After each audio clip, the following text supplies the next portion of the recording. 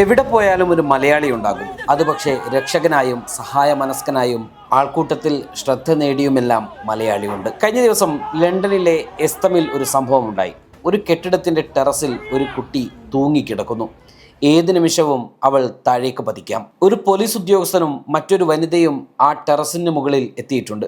പിന്നാലെ എത്തുന്നു മലപ്പുറം ചങ്ങരകുളം മാടന്തം സ്വദേശി മുഹമ്മദ് ജസീൽ. ടെറസിലെത്തി കൈകൾ ഉയർത്തിപ്പിടിച്ചു.